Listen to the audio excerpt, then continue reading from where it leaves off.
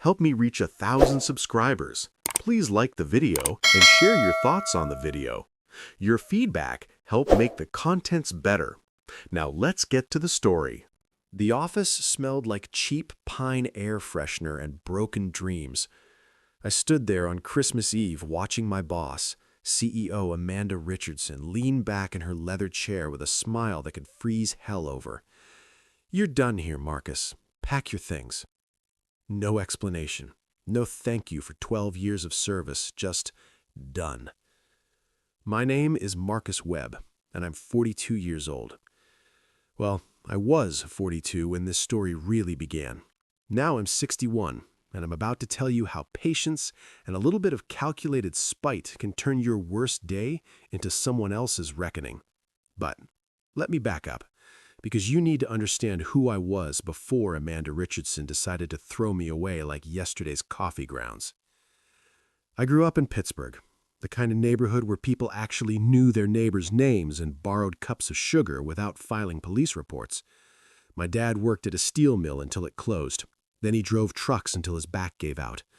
My mom cleaned houses for rich people in Fox Chapel, coming home with stories about marble bathrooms bigger than our entire apartment. They taught me two things: work hard and keep your word. Turns out, in the modern business world, those qualities make you a chump, not a champion. I met my wife, Sarah, when I was 23. She was a nurse at Allegheny General, had this laugh that sounded like music, and could make hospital cafeteria meatloaf taste like something worth eating.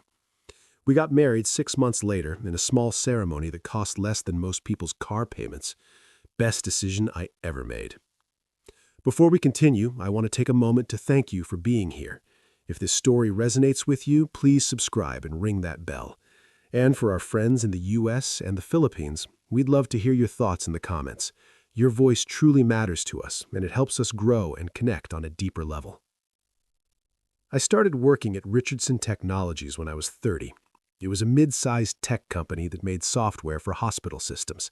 Nothing sexy, nothing that would make headlines, but solid, necessary work. Amanda Richardson had inherited the company from her father 5 years earlier, and she ran it like she ran everything else in her life, with ruthless efficiency and the empathy of a parking meter. I worked in operations management. Basically, I made sure projects actually got done while everyone else took credit in meetings. I was good at it, really good. I knew every client, every contract, every skeleton in every closet. I worked weekends, I worked holidays. I missed my kids' soccer games and school plays because Amanda needed just one more thing done by Monday.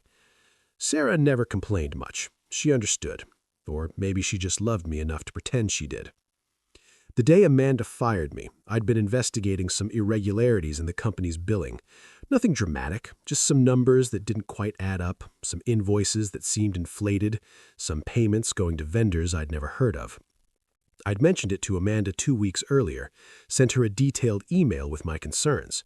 She replied with 3 words: "Handle it quietly." So I did. I dug deeper, and what I found made my stomach turn. Amanda was running a scheme, siphoning money from the company through fake vendors and inflated contracts. We're talking millions over the years. Her own company, her father's legacy, and she was bleeding it dry like a vampire at an all-you-can-drink buffet. I made copies of everything, put it all on a flash drive, planned to go to the board after Christmas. But Amanda was smarter than I gave her credit for. She must have been monitoring my computer, or maybe someone in IT tipped her off. Either way, she moved first. "You've been embezzling," she said that Christmas Eve, her voice flat and cold. "We have evidence. You're fired, effective immediately. Security will escort you out. If you try to fight this, I'll have you prosecuted." I stood there, speechless. The world tilted sideways. "That's not... I found evidence that you..." "Save it, Marcus. I have emails. I have documentation. Your signature on things you claim you never signed. You really should have been more careful." She smiled then, and I finally understood what evil looked like in a designer blazer. "Merry Christmas. Don't let the door hit you on the way out." 2 security guards appeared. Young guys I'd helped train. They wouldn't meet my eyes as they walked me to my desk, watched me pack my few personal items into a cardboard box. A coffee mug Sarah gave me, a photo of us at the Grand Canyon. a calendar from 2019 that I'd never bothered replacing. The walk through the office was the longest of my life. 40 people I'd worked with for a decade, and not one of them said a word. They just stared at their monitors, suddenly fascinated by spreadsheets and emails. I got home around 3 in the afternoon. Sarah was in the kitchen making cookies, her grandmother's recipe, the one she only made at Christmas. She took one look at my face and knew. What happened? I told her everything. The investigation, the evidence I'd found, Amanda's preemptive strike. Sarah held me while I cried, which I hadn't since my father's funeral. Then she pulled back, looked me in the eyes, and said the words that would haunt me forever. We'll figure this out. We always do. I love you, Marcus. She died 3 weeks later. Brain aneurysm. Sudden, unexpected, cruel. The funeral was small.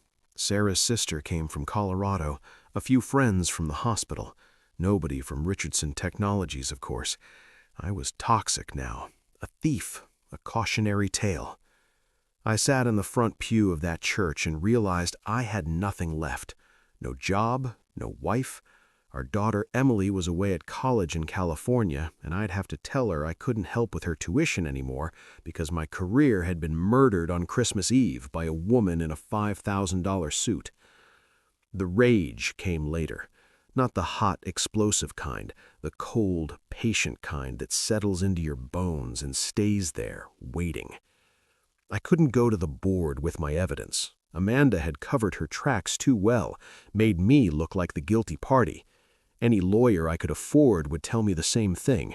She had resources I didn't, and she'd bury me in legal fees before I got anywhere near a courtroom.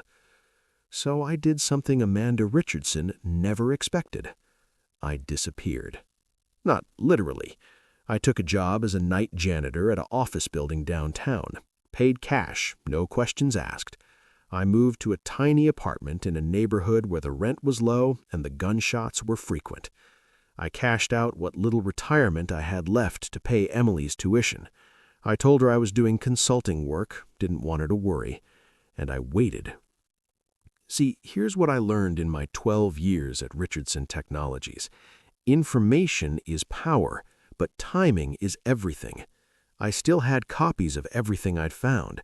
I'd hidden backups in places Amanda would never think to look. And I knew something else, something I'd learned from watching her operate all those years. Amanda Richardson was ambitious. The company wasn't enough for her. She wanted more money, more status, more power. And ambitious people make mistakes when they're reaching for the next rung. I spent the next 3 years watching from the shadows. I created fake social media profiles, followed industry news, kept tabs on Richardson Technologies from a distance. I watched Amanda expand the company, acquire smaller competitors, position herself as a rising star in the tech world. I watched her get sloppy. The bigger the company grew, the more complex her schemes became. More fake vendors, more inflated contracts, more money disappearing into offshore accounts. She thought she was untouchable now, protected by layers of corporate structure and high-priced lawyers. Then, Sarah's life insurance finally came through. It took 3 years of fighting with the company, but they eventually paid out. $250,000. Blood money, I called it. The price they put on my wife's life.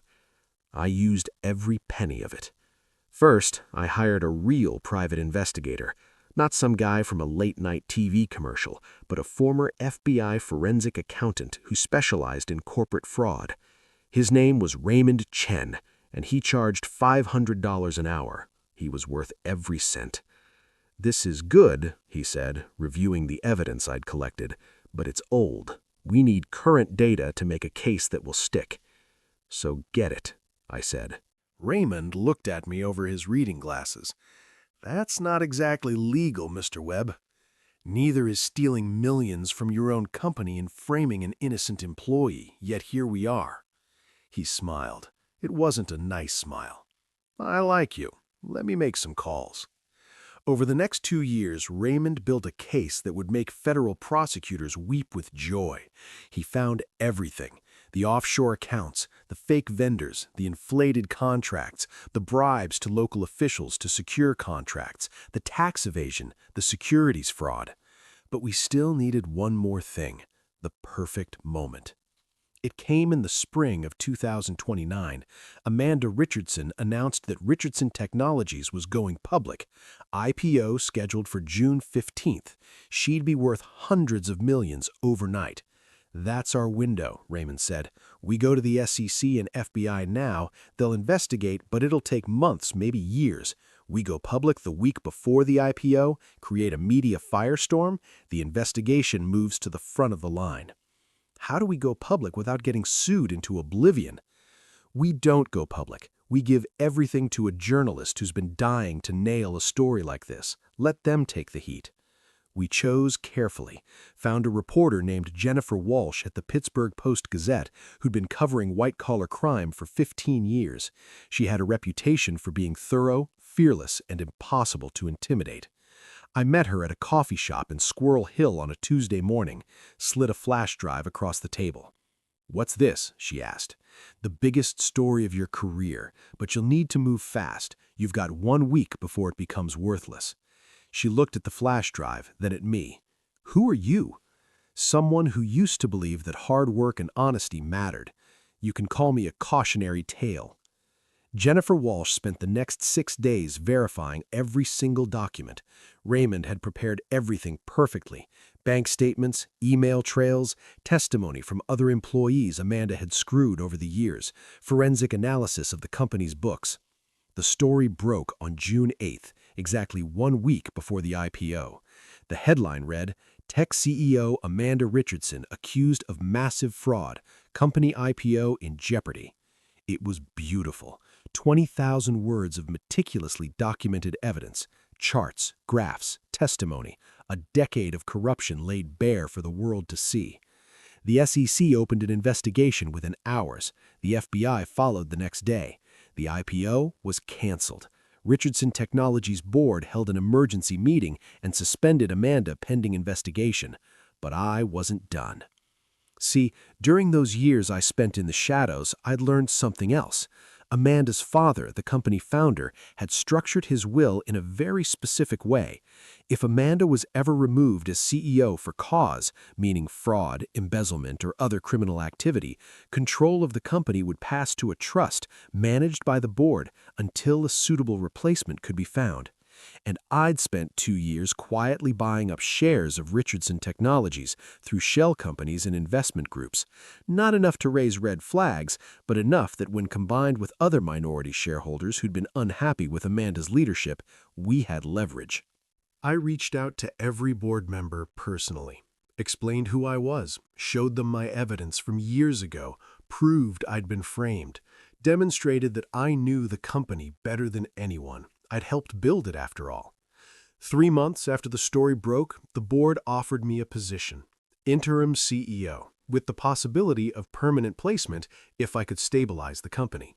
I accepted, of course. Amanda was arrested in September. Federal charges: wire fraud, securities fraud, money laundering, tax evasion. The prosecutors asked if I'd be willing to testify. I said I'd be delighted. I walked into that courtroom wearing the same suit I'd worn to Sarah's funeral, took the stand and told the truth, the whole truth, nothing but the truth, looked Amanda Richardson in the eyes and watched her realize that the man she'd thrown away on Christmas Eve had just thrown her away forever. She got 15 years in federal prison. Could have been 20, but she cooperated, gave up the names of everyone she'd paid off or worked with. Even in defeat, Amanda Richardson was pragmatic. The company survived. Barely. I spent the next 3 years rebuilding trust with clients, restructuring operations, cleaning house. It wasn't easy. There were days I wanted to burn the whole thing down out of spite. But I kept thinking about Sarah, about the life we'd built together, about the values my parents taught me, about doing things the right way, even when the wrong way seems easier. Richardson Technologies is worth half what it was before the scandal, but it's honest now. We actually do good work, help hospitals run more efficiently, save lives in our small way. I'm 61 now. I'll retire in a few years, hand this company over to someone younger and smarter. Emily graduated college, got married, gave me 2 grandchildren I spoil outrageously. She knows the whole story now, says she's proud of me. I visit Sarah's grave every Sunday, tell her about my week, about the grandkids, about the business. Sometimes I apologize for taking so long to make things right. Sometimes I just sit there in silence, missing her. Last month, I got a letter from Amanda Richardson. She's in a minimum security facility in West Virginia, eligible for parole in 2036. The letter was short. You won. Congratulations. Was it worth it? I thought about that for a long time. Was it worth it? The years of poverty, of anger, of obsession, the loneliness, the sacrifice, the single-minded focus on revenge? I wrote back, 1 sentence, every single second. Because here's the thing about revenge. People say it's not worth it, that it's better to let things go, that living well is the best revenge. And maybe they're right for them. But for me, for someone who lost everything because of one person's greed and cruelty, revenge wasn't just worth it, it was necessary. I didn't just want to hurt Amanda Richardson. I wanted to erase everything she'd built on lies. I wanted to take back what she stole from me, not just my job, but my dignity, my reputation, my peace of mind. And I wanted her to know, really know, that actions have consequences, that you can't just destroy people and walk away clean. So yes, it was worth it. I sleep fine at night. Better than fine, actually. I sleep like a man who spent 19 years fighting his way back from hell and finally made it home. They say revenge is a dish best served cold. They're wrong. Revenge is a dish best served slowly, methodically, with perfect timing and absolute certainty. You serve it when your enemy has forgotten what they did to you, when they think they're safe, when they're reaching for the prize they don't deserve. That's when you take everything. Amanda Richardson fired me on Christmas Eve because I was inconvenient. I sent her to prison because she was guilty. There's a difference. I'm not a hero. I'm not a good guy. I'm just a man who refused to stay down after someone knocked him flat. A man who learned that patience and preparation beat power and money every single time. The office where I work now, Amanda's old office, still smells like cheap pine air freshener. I had them keep it that way on purpose. Reminds me where I came from. Reminds me that nothing in life is permanent. Not success, not failure, not even revenge. But the memory of watching Amanda Richardson in handcuffs being led away by federal marshals while I stood in the lobby of the company I now ran, that's permanent. That's forever. And every Christmas Eve, I pour myself 2 fingers of whiskey, toast to Sarah's memory, and smile. Because sometimes, just sometimes, the good guys win. Even if it takes 19 years. Even if you have to become a little bit bad to do it. If you made it this far, you're part of something special. This story proves that patience and perseverance can triumph over power and greed. Marcus waited 19 years, but in the end, justice wasn't just served, it was catered. Drop a comment below and tell us where you're watching from. We love seeing our community grow from every corner of the world. Special shout out to our amazing viewers from the United States and the Philippines. You guys make up the heart of this channel, and we see you in the comments every single day. Your support means everything. Hit that like button if you believe Marcus got the revenge he deserved. Subscribe and turn on notifications so you never miss another story of justice, redemption, and perfectly timed payback. Share this video with someone who needs to hear that it's never too late to fight back.